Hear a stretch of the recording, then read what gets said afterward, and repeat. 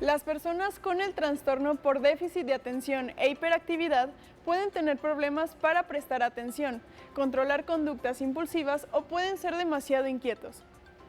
Aunque el TDAH no tiene cura, se puede controlar eficazmente y algunos síntomas pueden ir mejorando a medida que el niño va creciendo. El día de hoy, en Cuidando mi Salud, mitos y realidades sobre el trastorno por déficit de atención e hiperactividad. Comenzamos.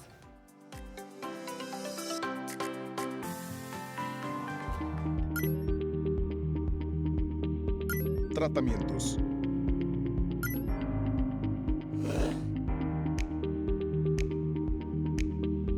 Testimonios.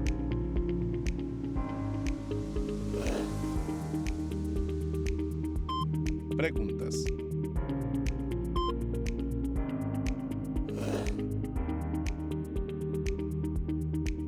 Información.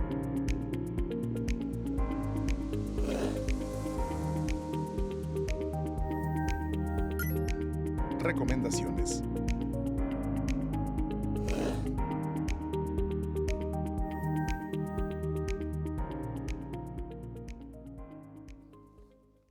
¿Qué tal? ¿Cómo están? Muy buen día. Bienvenidos a un programa más de Cuidando mi Salud.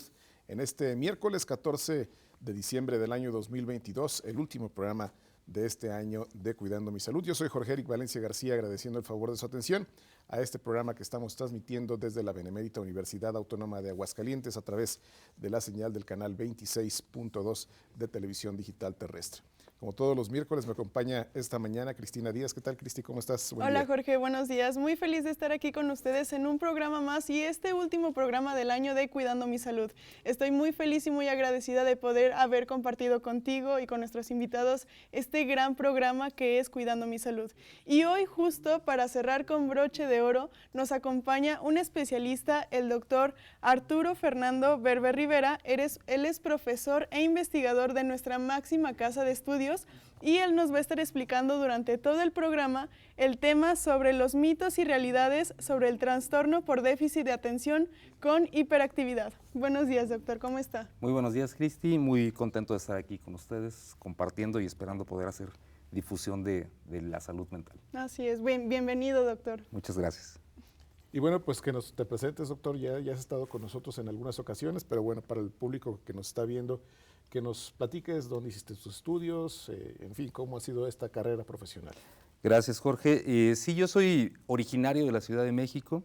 Estudié medicina en la Universidad La Salle y después estudié la especialidad de psiquiatría ahí en México también, en la universidad, en la UNAM, pues, y con sede en un hospital que está allá, que es el Hospital Psiquiátrico Fray Bernardino Álvarez. Y después hice otra especialidad en psiquiatría de niños y adolescentes, igual en la UNAM, pero con sede en el Hospital Psiquiátrico Infantil Juan N. Navarro. Y terminando esa especialidad o esa subespecialidad, me vine para acá, para Aguascalientes, y empecé a trabajar en el Hospital de Psiquiatría de aquí. 9 años estuve ahí, en varios cargos, y más o menos hace 5 años empecé a dar clases aquí en la universidad. Feliz de la vida dando clases, creo que es una de las actividades que más disfruto en la vida.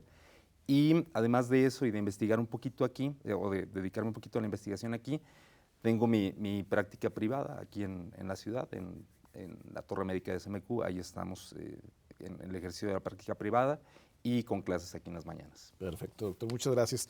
Les recordamos que las líneas telefónicas están a su disposición, 449-910-9260, si tiene alguna pregunta para nuestro invitado de esta mañana. También estamos transmitiendo a través del Facebook Live. Ahí también en los comentarios usted puede dejar las preguntas o los comentarios para nuestro programa. Y bueno, vamos ahora a una pequeña cápsula introductoria para hablar sobre esto del déficit de atención con hiperactividad.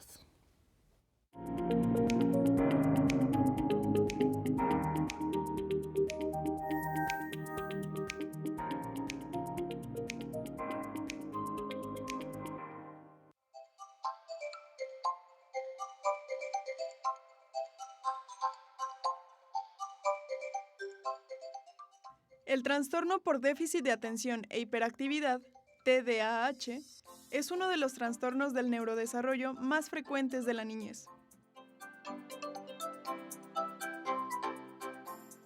Habitualmente su diagnóstico se realiza en la niñez y a menudo dura hasta la adultez, Los niños con TDAH pueden tener problemas para prestar atención, controlar conductas impulsivas, pueden actuar sin pensar cuál será el resultado o ser excesivamente activos.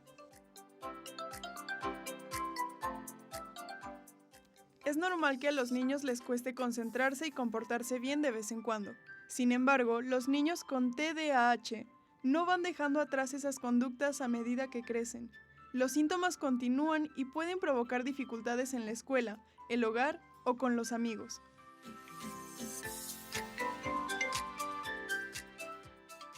Un niño con TDAH puede presentar las siguientes conductas: fantasear mucho, olvidar o perder las cosas con mucha frecuencia, retorcerse o moverse nerviosamente, hablar mucho, cometer errores por descuido o correr riesgos innecesarios, tener problemas para resistir la tentación, tener problemas para respetar turnos, tener dificultades para llevarse bien con otros, entre otros problemas.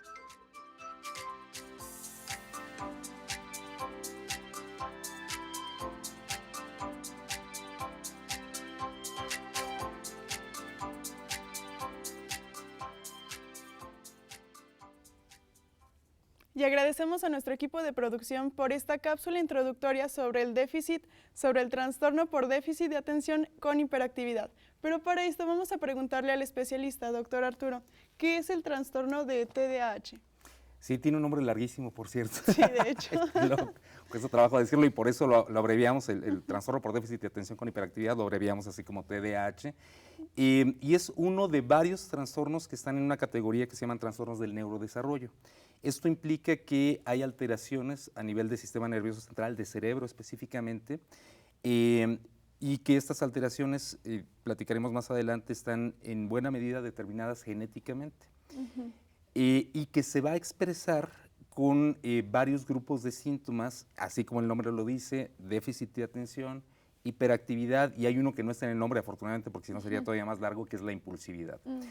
Entonces, quizá valga la pena enmarcar que, así como decía la cápsula, todos los niños, todas las personas, en términos generales, llegamos a distraernos, llegamos a estar un poco inquietos, llegamos a ser un poco atrabancados, porque, y lo decimos enfocados en los niños, si un niño no fuera inquieto, no se distrajera, no fuera atrabancado, pues a lo mejor sería un arbolito de Navidad aquí puesto, ¿no? Un mueble o un muñeco, un pedazo de madera, pero no sería un niño. Entonces, son características que todos tenemos, pero el asunto con el déficit de atención o con las personas que lo tienen es que estas situaciones de distraerse, de ser atrabancados, de ser inquietos, son mucho más marcadas, son excesivas con relación a lo que esperamos para la edad de desarrollo, ¿no? Entonces, estas situaciones les llevan a tener problemas. Por ejemplo, el distraerse con mucha facilidad puede afectar frecuentemente en el desempeño escolar, pero no nada más, ¿no? Platicaremos a lo mejor de otras situaciones en donde se puede expresar, o el hecho de ser demasiado inquietos, así, de más inquietos,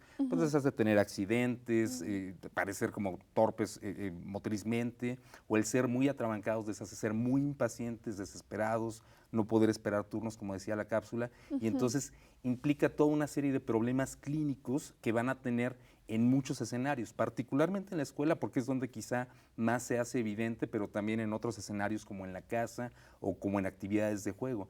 Entonces implica, resumiendo, estas mismas situaciones que todo el mundo presenta, pero de manera excesiva, y que les acaba generando problemas y que tiene una relación con una alteración en el sistema nervioso central, en el cerebro, y que está determinado genéticamente. Entonces, en resumen, eso es. Muy bien. Doctor, ya nos veíamos en la cápsula y ya lo comentabas, se presenta en niños, en adolescentes. ¿Qué sucede con los adultos? Sí, es un diagnóstico que clásicamente empieza en la infancia y de hecho, para poder hacer el diagnóstico, sí requerimos que haya algunos de los síntomas que hayan empezado antes de los 12 años.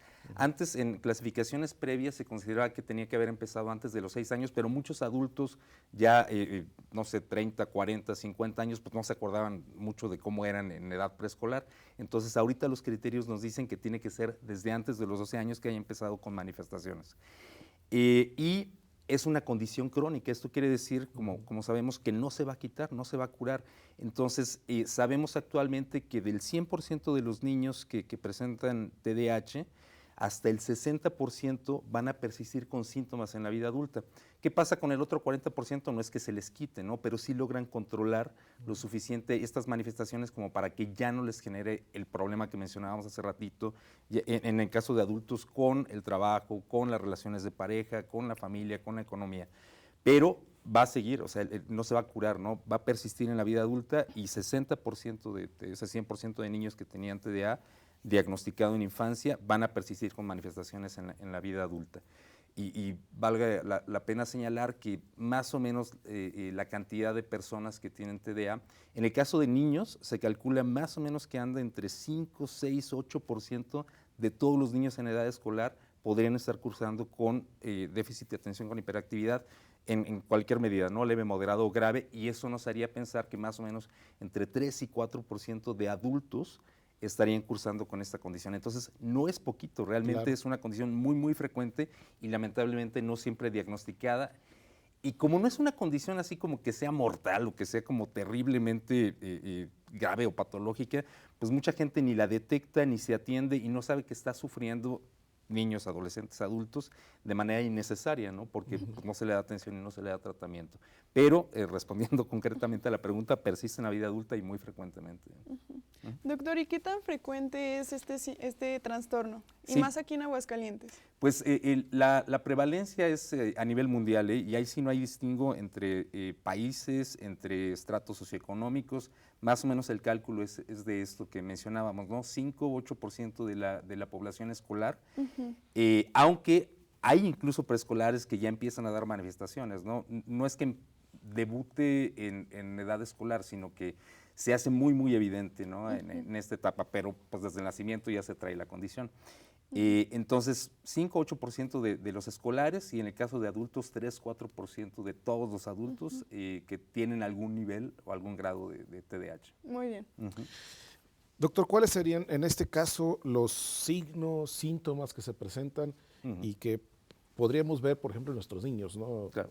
En una primera etapa? La cápsula mostraba un video que es muy, muy gráfico con relación sobre todo a la parte de hiperactividad, ¿no? Son niños que les cuesta mucho trabajo mantenerse sentados, que están inquietos, tocando cosas así como que de manera muy excesiva, les cuesta mucho trabajo controlar esa parte de mantenerse tranquilos, pero también son niños, en el caso, bueno, y vale la pena a lo mejor señalar que son estos 3 grupos o estos 2 grupos sintomáticos, la parte de inatención o de déficit de atención y la parte de hiperactividad e impulsividad. Esto que estábamos mencionando corresponde a esto segundo, a la hiperactividad e impulsividad. El estar inquietos o, por ejemplo, estar frecuentemente moviendo las piernitas o las manos o no poderse quedar quietos y estar tocando todo, hablar mucho, levantarse con mucha frecuencia del asiento, dificultad para trabajar o para jugar en silencio. En el caso de la impulsividad y la dificultad para esperar un turno, el adelantar respuestas y el ser así como francamente atrabancados. Y en la parte de déficit de atención, que a lo mejor es un poquito más sutil, no es tan aparatoso, estaría el ser olvidadizo, el parecer que no se pone atención, aunque se le esté hablando directamente al niño o a la persona, el perder cosas relevantes, ¿no? Todos perdemos cosas, pero los niños pierden la lonchera, pierden el suéter, pierden libros importantes. En el caso de adultos, las llaves, el celular, la cartera. Insisto, a todos nos pasa, pero a estos les pasa muy frecuentemente y con cosas muy relevantes, ¿no? Ser muy desorganizados, ser descuidados, y en términos generales son estas manifestaciones que se presentan de manera muy intensa y muy frecuente en muchos escenarios, ¿no? Muy bien, doctor, muy interesante. Vamos a ir a un breve corte, pero regresamos. Quédense con nosotros que cuando regresemos vamos a estar hablando de los síntomas del TDAH, así que continuamos.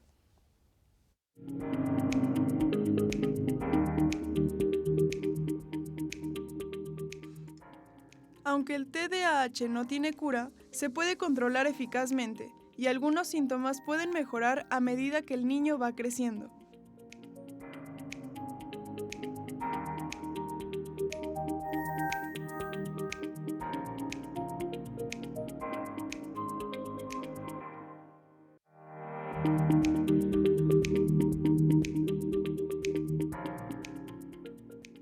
Hay 3 formas en las que el TDAH se presenta. Presentación en la que predomina la falta de atención. Presentación en la que predomina la hiperactividad e impulsividad. Y la presentación combinada de ambas.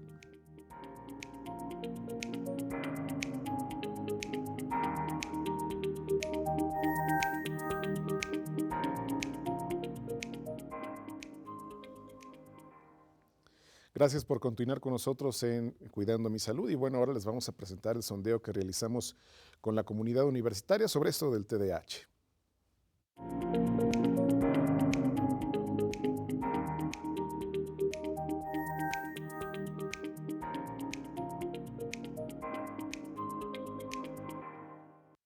¿Qué tal? Muy buenos días, soy Leonardo Lara para UATV. En esta ocasión le estaremos preguntando a la comunidad universitaria acerca de lo que es el trastorno de déficit de atención con hiperactividad. Acompáñenme. ¿Qué es el trastorno de déficit de atención con hiperactividad? Pues este trastorno básicamente se refiere a que una persona tiene dificultad tanto para mantener, por así decirlo, la atención, tiende a ser muy hiperactivo, por ende la palabra, y por ejemplo suele afectar como lo es en la educación, como en el caso de poder poner atención a clases o este tipo de cosas relacionadas.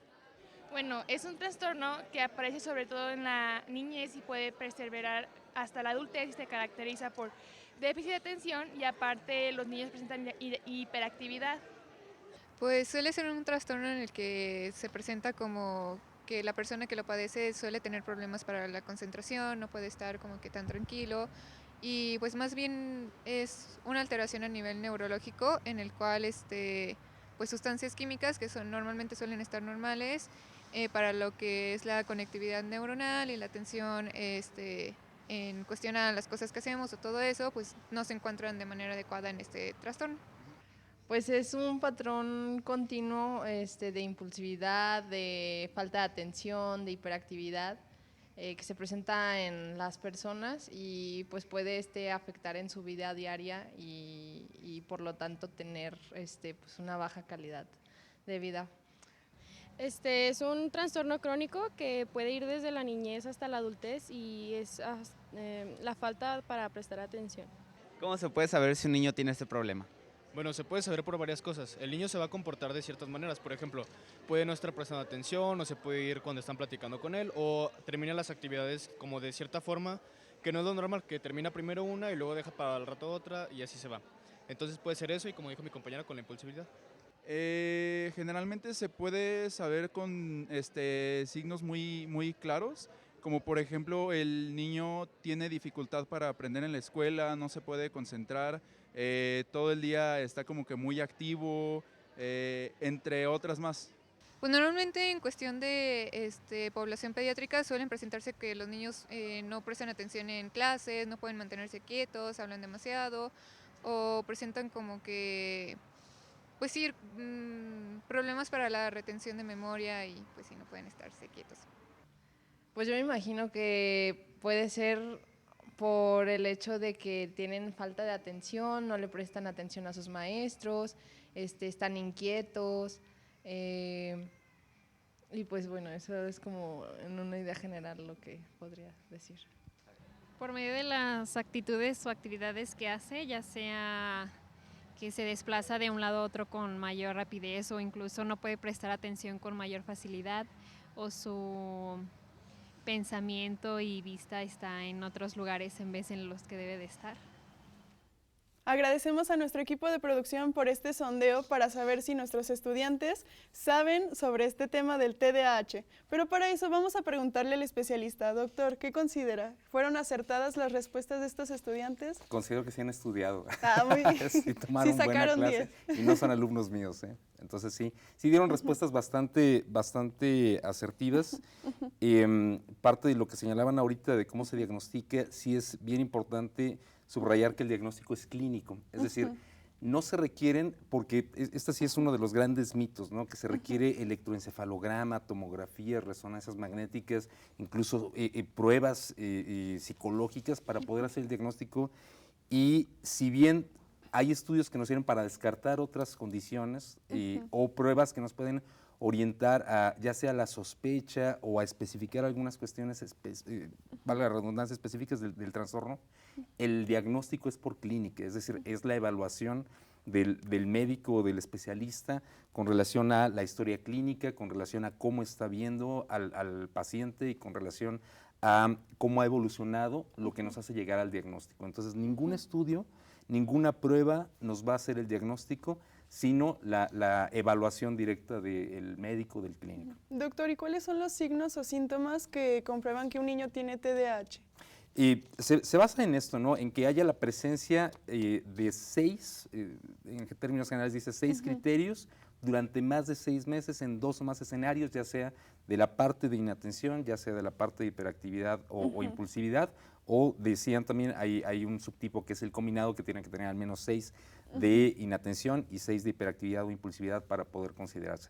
Y dentro de estos criterios que tomamos en cuenta, parte de lo que ya estuvimos mencionando, de lo que decían los chicos en sus respuestas, desde no poder poner atención, perder cosas con facilidad, ser muy distraído, muy descuidado, o dificultad para actividades en silencio, moverse con mucha frecuencia, y todo esto un patrón constante, continuo y que genere problemas. Eso es la base del diagnóstico, ¿no? Muy bien. Oye, doctor, y sobre los tipos, ¿qué nos puedes comentar? Los tipos del DTH. Son estos 3. Uno es la presentación, de hecho ya no se llama tipo, se le llama presentación de predominio, ¿no? Inatento, la presentación de predominio hiperactivo impulsivo, o la combinada, que implica la expresión de manifestaciones tanto de inatención como de hiperactividad e impulsividad. Y quizá vale la pena ahorita señalar que todo lo que, o casi todo lo que hemos platicado hasta ahorita, incluso lo que decían los muchachos en el sondeo, se enfoca en niños, pero sería bien importante también tomar en cuenta que esto es una condición crónica que va a persistir hasta la adultez, y muchos adultos no saben que lo tienen. A veces algunos adultos y van empezando a sospechar hasta que llevan a sus hijos al médico por una situación de estas, ¿no? Y dicen, pues yo era igual en la infancia, o sigo siendo así de distraído, y el asunto es que ahí está el diagnóstico, ¿no?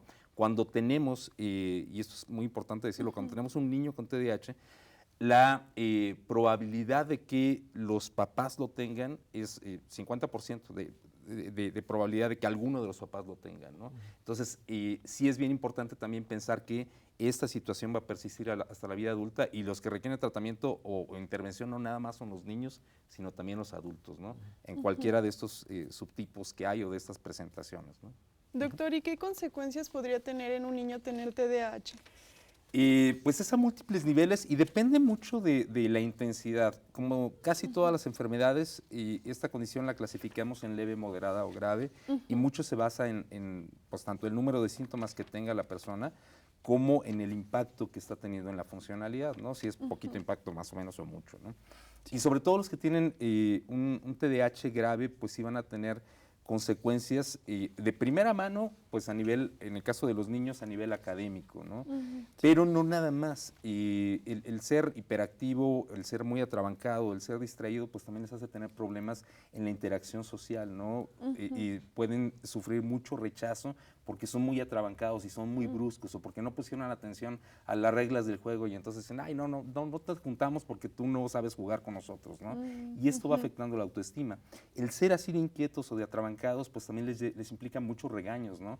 O algo importante a saber es que tener déficit de atención no implica tener inteligencia bajita, pero sí probablemente un rendimiento bajo porque no están cumpliendo con los requerimientos de la actividad académica. Entonces van a tener calificaciones bajas, y esto les hace pensar que son tontos, ¿no? Y realmente no tienen nada de tontos, ¿no? Más bien son distraídos y no pueden cumplir con el objetivo. Entonces todo esto va afectando autoestima, los regaños, el rechazo, el fracaso, en el caso de niños, ¿no? Cuando llegan a la adolescencia, pues todo esto y el ser atrabancados y buscar a lo mejor alternativas para casi automedicarse o autotratarse, frecuentemente les lleva a consumo de sustancias, ¿no? Y va a continuar estos mismos patrones de relaciones deficientes, ¿no? Relaciones deficientes con amigos, con parejas, y esto se va a seguir hasta la vida adulta, ¿no? Y en la vida adulta abrimos otros capítulos, porque el hecho de ser distraídos, desorganizados, pues también puede implicar el tener muchos problemas económicos, financieros, laborales, igual siguen con problemas de interacción social, con mayor riesgo de consumo de sustancias, mayor riesgo de accidentes, por ejemplo, vehiculares, y todo esto obviamente va a implicar una deficiencia o limitaciones en la calidad de vida muy importantes, y a veces los pacientes van llegando a consulta de psiquiatría, por ejemplo, por depresión o por consumo de sustancias, cuando de fondo y detrás traen toda una historia de trastorno por déficit de atención con hiperactividad, ni diagnosticado ni tratado, ¿no? Desde la infancia. Entonces, pues todo esto puede ser la consecuencia de no haber sido atendidos. Y podríamos manejar también otra línea, ¿no? En el sentido de si los papás no saben manejar esta situación con los niños, ni han recibido diagnóstico, ni les van marcando adecuadamente límites, frecuentemente esto conlleva problemas de conducta y puede desarrollarse otra condición que sería un trastorno oposicionista desafiante, en donde hay problemas de conducta serios, o incluso un trastorno disocial donde hay problemas de conducta muy serios, ¿no? Incluso llegando a lastimar o a violentar los derechos de otras personas, y esto a futuro también dar pie a un trastorno antisocial de personalidad, ¿no? Entonces sí, las consecuencias pueden ser muchísimas si no es diagnosticado y tratado a tiempo, ¿no? Muy bien. Sobre las causas, doctor, ¿qué nos puedes platicar? Ya nos decías que ahí el factor hereditario es muy fuerte en este caso, pero ¿cuál sería la causa principal del TDAH? Sin duda alguna, la causa principal es genética, y es de las condiciones en donde más peso tiene la genética en psiquiatría y en medicina en general. Se considera que entre 70 y 80% de la responsabilidad de la enfermedad es genético. Entonces, casi que no hay mucho para dónde hacerse, ¿no? Tenemos un 20 o 30% que corresponde al ambiente, es decir, a las experiencias que se van teniendo a lo largo de la vida, a cómo sea el estilo de crianza, pero el mayor peso lo tiene la genética. Entonces, es una condición que, si bien, insisto, casi no hay para dónde hacerse, ¿no? Si la persona ya trae esa genética, pues es con poquito cuestión ambiental, de estresores, se va a detonar o se va a expresar, ¿no? Pero la parte de la familia es fundamental para saber qué tanto se expresa, ¿no? Si los papás no le ponen límites, no buscan que el niño trate de esforzarse y trate de pues sí, hacer este esfuerzo extra para poder poner atención y para ser ordenado y disciplinado, o para no tener problemas de conducta, para seguir las reglas, entonces va a ser mucho más fácil que el trastorno se exprese, ¿no? Y que se manifieste, y que entonces tengan todas estas consecuencias de las cuales veníamos hablando. Entonces, el ambiente va a jugar un papel en cómo se expresa, pero la causa es genética, y casi seguro que ahí va a estar dormidito hasta que aparezca, pues, ¿no? Sí. Claro.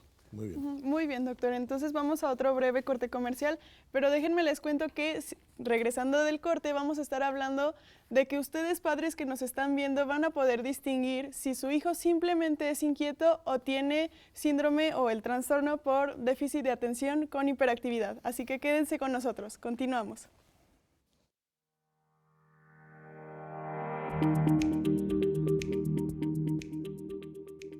Además de la genética, los científicos están estudiando otras causas y factores de riesgo posibles que incluyen los siguientes: lesión cerebral, exposición ambiental, consumo de alcohol o tabaco durante el embarazo, parto prematuro, bajo peso al nacer.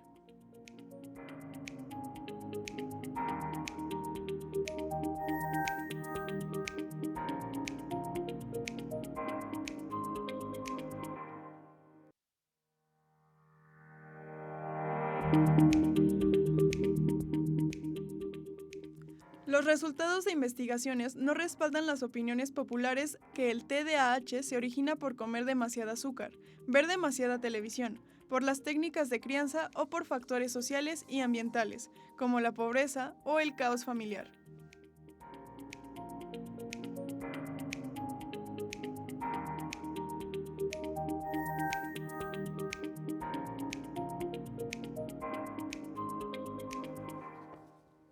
Estamos de regreso en Cuidando mi Salud, y como todos los miércoles tenemos la cápsula del Departamento de Cultura Física y Salud Pública. Hoy van a hablar sobre un test de velocidad.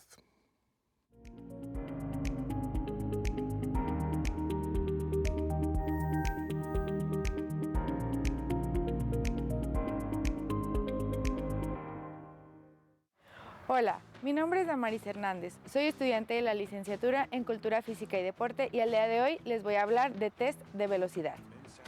García Manso y Coles introducen a la velocidad en un ámbito meramente deportivo y motriz. Lo define como la capacidad de un sujeto de realizar acciones motoras en una mínima de tiempo con una máxima eficacia. Test de los 50 metros. Objetivo: estimar la velocidad de traslación. Materiales que necesitaremos será cronómetro, silbato, superficie plana mayor a 50 metros.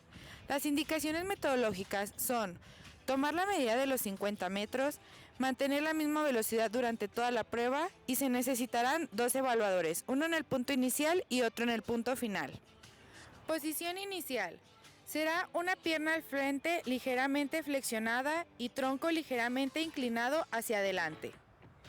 Desde la posición inicial a la señal, el evaluado saldrá corriendo en velocidad lo más rápido posible durante 50 metros. Se empieza a tomar el tiempo al inicio de la prueba y se detiene al pasar el punto final marcado.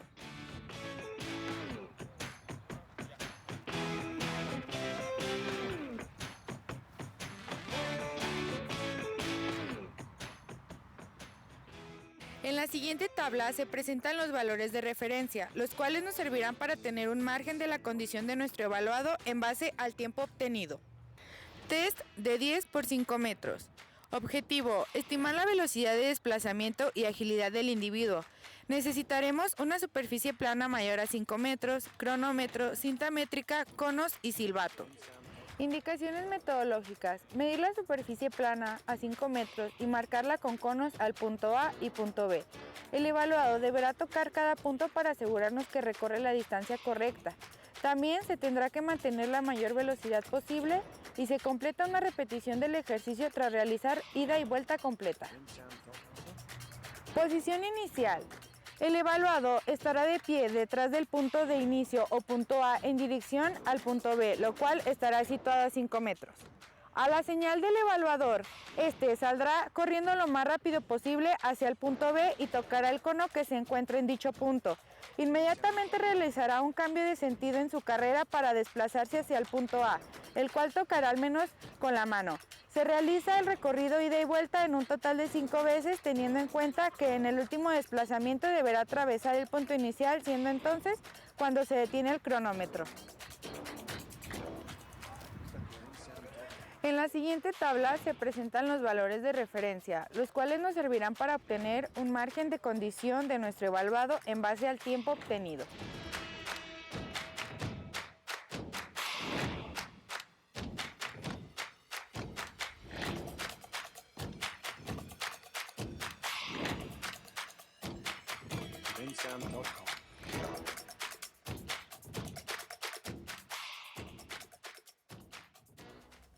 Agradecemos a nuestros compañeros del Departamento de Cultura Física y Salud Pública sobre este test de velocidad. Ya pueden ver qué tan veloces son.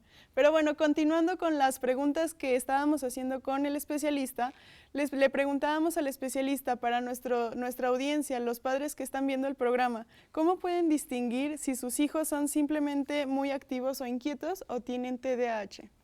Sí, a veces es bien complicado, Cristi, esta parte, y en términos generales sabemos que los papás tienden a subdiagnosticar o a no ver las manifestaciones, y a veces en escuelas muy rígidas tienden a sobrediagnosticar, ¿no? Y el niño que se mueve y parpadea así, ya tiene TDAH, al médico, sí, ¿no? Y los papás a veces y no lo logran distinguir, entre otras cosas, lo hablábamos ahorita en el corte, pues porque también tiene TDAH, ¿no? Y entonces a lo mejor van a decir, pues es que yo era igual, o no se van a dar cuenta realmente de que el niño está teniendo un problema porque andan en otro rollo los papás, ¿no? Pero mucho se puede ver en una situación comparativa con otros niños, ¿no? A veces yendo a fiestas o yendo a reuniones familiares en donde haya otros niños más o menos de la edad, pues se puede ver así como, ay no, el mío sí se distrae con mucha más facilidad o es mucho más inquieto. Y las maestras de escuelas no tan rígidas sí pueden ser un excelente parámetro de referencia porque tienen el comparativo con 30, 40, 50 niños y lo han tenido estos parámetros durante muchos años, algunas de ellas. Entonces sí pueden ser como un indicador más o menos sensible como para identificar, ¿no? Si hay alguna situación con los hijos o no. Y en términos generales, los pacientes que suelen llegar mucho antes a la consulta son los pacientes hiperactivos e impulsivos, porque aunque todos los niños son inquietos y aunque los papás pueden ser también hiperactivos e impulsivos, sí los niños se observan más, ¿no? Y hay muchos más accidentes y hay muchas más situaciones y es mucho más difícil de controlar y de regular la conducta para los papás de estos niños, ¿no? Entonces sí puede ser un asunto que les haga sospechar, y si esto se ha presentado de manera continua, si es un patrón que se ha repetido durante 6 meses al menos, medio año, hay algunos que llevan años, ¿no? Evolucionando así, pues entonces habría que sospechar. El punto primordial quizá tenga que ser que si hay la sospecha, pues más vale acudir a consulta y Así que haya un especialista que les diga sí o no, ¿no?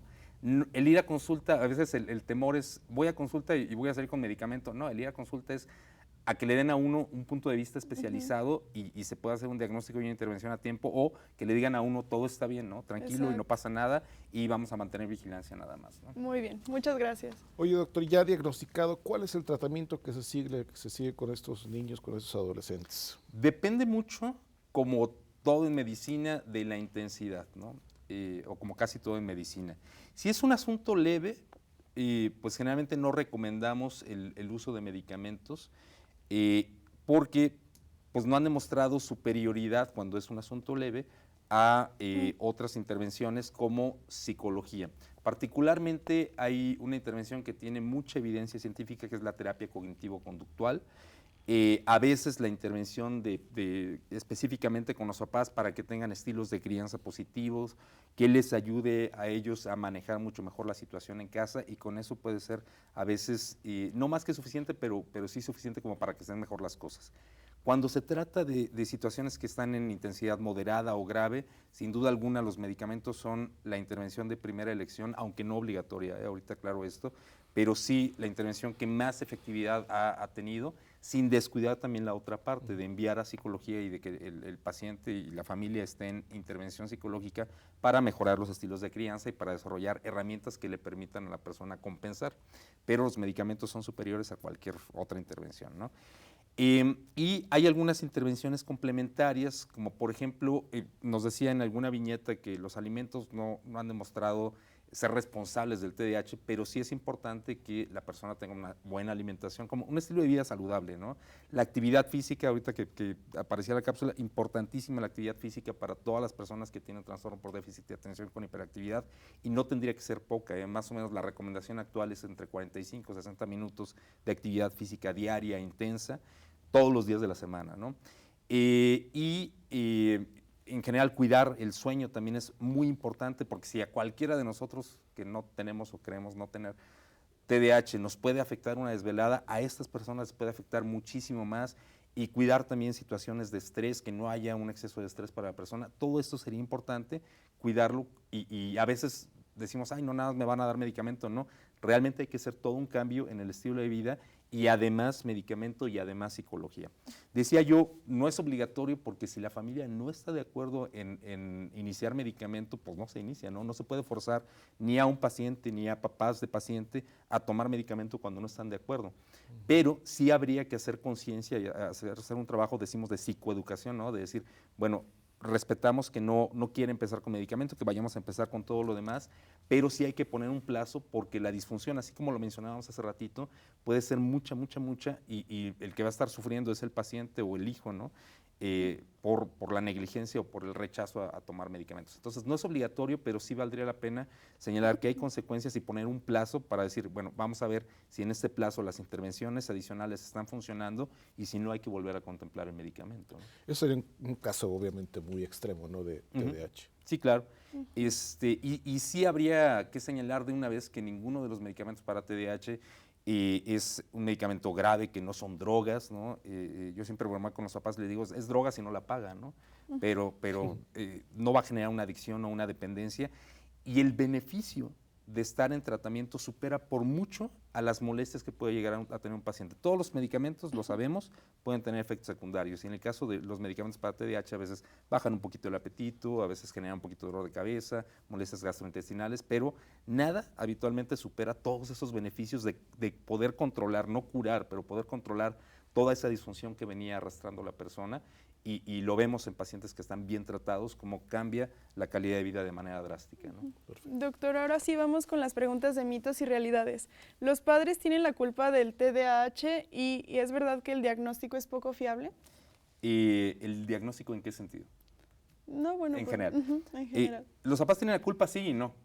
Ok. ¿No? O sea, sí y no, porque lo decíamos, es genético. Entonces, Exacto. son tan culpables como de que el hijo sea de un tono de piel, ¿no? O sea, si el hijo es moreno, pues sí, es culpa de los papás, sí. Sí, claro. Pero, digamos, son responsables, ¿no? Pero no necesariamente habría que pensar en, tengo la culpa y entonces los papás deprimirse porque no pudieron evitarlo en el hijo. Pues no se puede evitar, ¿no? Entonces, Ok. son responsables, pero aquí lo que habría que trabajar con los papás es, bueno, esa responsabilidad hacia dónde la encaminamos, ¿no? Hacia que atiendas y cuides mejor a tu hijo y que le proporciones las herramientas para que esto no tenga mayores consecuencias, ¿no?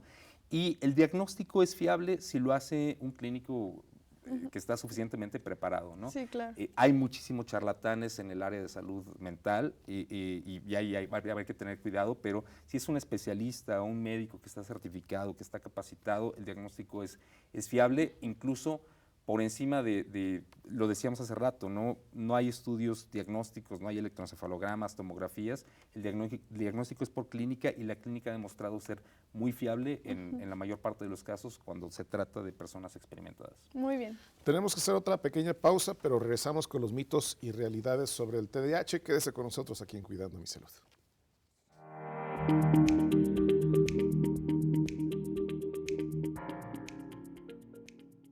En la mayoría de los casos, el TDAH se trata mejor utilizando una combinación de terapia conductual y medicamentos. Para los niños de edad preescolar con TDAH, se recomienda la terapia conductual como la primera línea de tratamiento.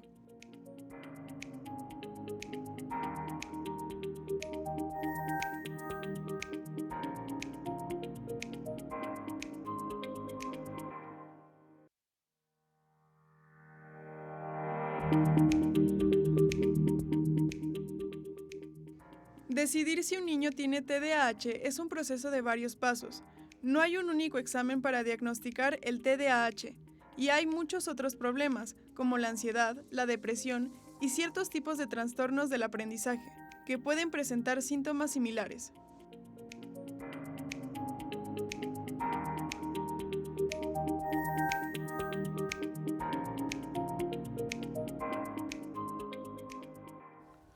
Pues vamos a continuar con los mitos y realidades sobre el TDAH. Doctor, ¿mito o realidad que el TDAH es una enfermedad nueva descubierta en Estados Unidos? Completamente mito. Hay descripciones desde el siglo XVIII, que bueno, es una condición que seguramente se había visto desde mucho antes, pero más o menos desde el siglo XVIII ya viene tomando forma. Lo que ha cambiado es el nombre. Más o menos a principios del siglo XX se le llamaba síndrome postencefalítico porque las características que tenían los niños que habían padecido encefalitis se parecen muchísimo a lo que vemos en pacientes con TDAH, ¿no? Después se le llamó, y quizá nos tocó a nuestra generación, hiperkinéticos, ¿no? Niños hiperkinéticos, así les llamaban, que se movían mucho y como que no se daba mucho peso a la parte de inatención. Y ya después, más o menos por ahí de los años 70, ya tomó la forma que tiene ahora de trastorno por déficit de atención. Antes era con y sin hiperactividad y ahora es este nombre, ¿no? Pero lo que ha venido sucediendo es que se ha venido mejorando la definición diagnóstica, ha venido tomando precisión los criterios y entonces ahora tenemos mucho más claridad y mucho más advertencia de la condición. Entonces se puede diagnosticar con mucho mayor facilidad que hace 60 o 70 años y por lo tanto hay más posibilidades de tener acceso a una intervención oportuna y eficiente. Entonces ni es una moda, ni es un invento reciente, ni es algo hecho por la industria farmacéutica para controlar las mentecillas de los niños, ¿no? Así, seamos malvados y controlémoslo. No, entonces mito. Doctor, ¿mito o realidad que el TDAH es una enfermedad falsa debido a la poca paciencia de los padres, el perfeccionismo y la poca exigencia? Completamente mito. Ya lo veíamos, o sea, es un trastorno en el neurodesarrollo que está muy bien definido, ¿no? Y sí, definitivamente habría que pensar en que hay papás que no tienen suficientes herramientas de crianza y generan niños maleducados, ¿no? Pero una cosa es ser niños maleducados, berrinchudos, groseros, que no tienen límites, y otra cosa son los niños hiperactivos, ¿no? Y sí podemos distinguirlo claramente. El comportamiento cambia mucho dependiendo frente a quién estén o frente a qué figura de autoridad, y a lo mejor estos niños que simplemente son maleducados, en la escuela se portan mucho mejor o con una figura de autoridad más respetada se portan mucho mejor. Y los pacientes con trastorno por déficit de atención con hiperactividad, pues no, les cuesta mucho trabajo y no hay esta falta de límites ni esta malicia, ¿no? Puede estar combinado, ¿no? Pero sí se pueden distinguir claramente, ¿no? Ya lo platicabas un poco en el corte, pero mito o realidad que el TDAH afecta solo a los niños, pero no a las niñas. Ajá. Sí, es una condición igual que todos los trastornos del neurodesarrollo que se presentan más en niños. Más o menos la proporción es de entre 2 y 4 niños por cada niña que lo presenta. Y sí es mucho más frecuente que en el caso de los niños la presentación de los síntomas sea del lado de lo hiperactivo impulsivo o del lado de lo combinado, y en el caso de las niñas la presentación sea con los datos de déficit de atención. Entonces vemos más niñas distraídas y es en menor proporción que niños distraídos o hiperactivos impulsivos, que es mucho mayor la proporción. Y esto a veces, Jorge, lo lamentable es que hace que las niñas lleguen mucho más tarde a valoración, porque como no es tan aparatoso, como no están teniendo tantos problemas como un niño hiperactivo, impulsivo, que ese desde edad preescolar ya empieza a dar manifestaciones y llegan a veces desde preescolar a consulta. Sin duda alguna los escolares ya llegan a consultas y, ay, arréglelo, doctor, no, porque ya no sé qué hacer con él.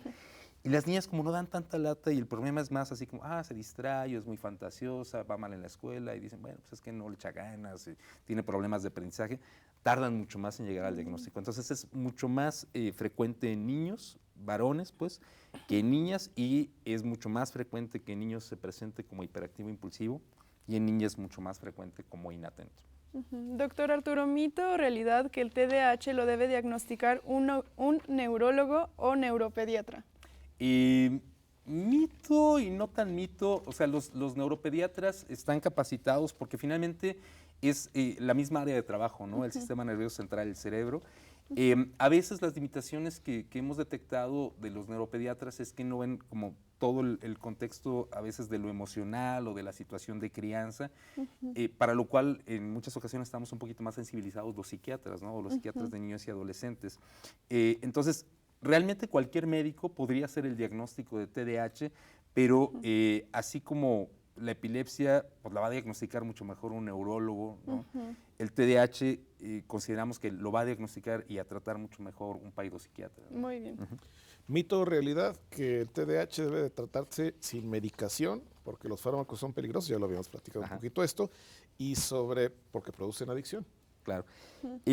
Pues más bien aquí lo que habría que precisar es que el tratamiento se diseña a la medida del paciente, ¿no? De acuerdo a muchas situaciones, ya lo decíamos, de acuerdo a la intensidad, ¿no? Si es algo leve, no damos medicamentos, si es algo moderado o grave, solemos recomendar los medicamentos, pero no van solitos, van de la mano junto con todas esas otras intervenciones, no van a generar dependencia, no van a generar adicción.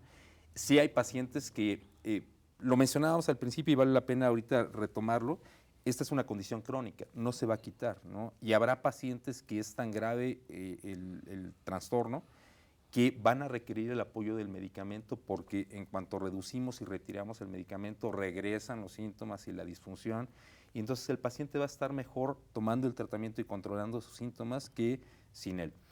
Pero hay otros pacientes que tienen ciclos de tratamiento y que además van trabajando estrategias para poder compensar su hiperactividad, su inatención, y esas herramientas en un futuro les van a ayudar a controlar solo con eso y ya sin ayuda del medicamento, y se puede ir reduciendo y retirando el medicamento. Entonces, pues no genera dependencia, aunque en muchas ocasiones sí vale la pena tener tratamientos prolongados en beneficio del paciente, ¿no? Pero ni generan adicción ni son peligrosos. Pues sí, como todo medicamento tiene sus indicaciones, puede tener contraindicaciones, puede tener interacción con otros medicamentos, pero eso lo va a determinar el médico o el especialista. Y cada tratamiento se tiene que diseñar a la medida del paciente, tomando mucho en cuenta también la opinión de los papás, la opinión del paciente, porque a veces pues ni le preguntan al paciente y ya nada más le andan recetando, y lo que solemos hacer a lo mejor más sensiblemente es plantear con el paciente, tenga la edad que tenga, ¿no? 7 años, 12 años, 18 años, si quiere ser ayudado y plantearle que hay herramientas, y a veces los pacientes nos sorprenden siendo más maduros que los adultos y diciendo, sí, pues ayúdame, ¿no? Porque sí necesito ayuda y acepto la ayuda que me estás ofreciendo, y los papás a veces son los que dicen, ay, no le dé chochos a mi hijo. No, entonces sí hay que plantear y tomar en cuenta el punto de vista del paciente. buscar que sea nuestro auxiliar en su tratamiento, ¿no? Ujú. Muy bien, doctor. ¿Es mito o realidad que los medicamentos contra el TDAH afectan el crecimiento de los niños? No, uno de los medicamentos o algunos de los medicamentos que corresponden a un tipo que se llaman estimulantes puede disminuir el apetito. Y esa disminución de apetito a veces en algunos pacientes, sabemos que algunos pacientes son muy sensibles a ciertos medicamentos y en algunos sí puede afectar suficiente el apetito como para que dejen de comer y ese dejar de comer implique pérdida de peso o en el caso de niños que no haya un crecimiento de acuerdo a lo esperado. En esos casos habitualmente cambiamos el medicamento y hay muchos medicamentos actualmente para el tratamiento de TDAH. Pero cuando se ha mantenido el tratamiento, los estudios a largo plazo del uso de estos medicamentos estimulantes indican que el impacto potencial que podrían tener, es decir, cuánto podrían afectar en la talla final de una persona, indican o sugieren que sería de medio centímetro en la talla final. Es decir, si un niño iba a crecer hacia la vida adulta a, no sé, unos 70 centímetros, 170 centímetros, entonces lo que se va a afectar va a implicar que va a crecer a 169.5. Entonces, realmente el impacto en el crecimiento no es tan grande como para sacrificar el beneficio del medicamento, pero de todos modos, si el paciente está comiendo muy poquito y está sufriéndole por comer poco y hay preocupación, podemos cambiar el medicamento y no pasa nada, ¿no? Hay medicamentos muy efectivos. Doctor Arturo, pues lamentablemente el tiempo ya se nos fue rápidamente. Si alguien está interesado en tener alguna consulta con usted, ¿dónde puede comunicarse? Les dejo un número de contacto de ahí del consultorio para hacer citas, es el 449 352-1657, ahí pueden hacer citas con mucho gusto. Y aquí en la universidad también están mis números por si alguien lo requiriera. Perfecto, doctor Arturo Fernando Berber Rivera, profesor investigador de nuestra universidad. Muchísimas gracias por habernos acompañado. Al contrario, mucho gusto. Mucho gusto estar con ustedes. Cristi, muchísimas gracias. Muchas gracias a ti, Jorge, y bueno, desearles a toda nuestra audiencia felices fiestas, feliz Navidad y feliz Año Nuevo. Hasta la próxima y los esperamos obviamente el próximo año con nuevos programas y con nuevas temáticas aquí en Cuidando Mi Salud. Felices fiestas, feliz año.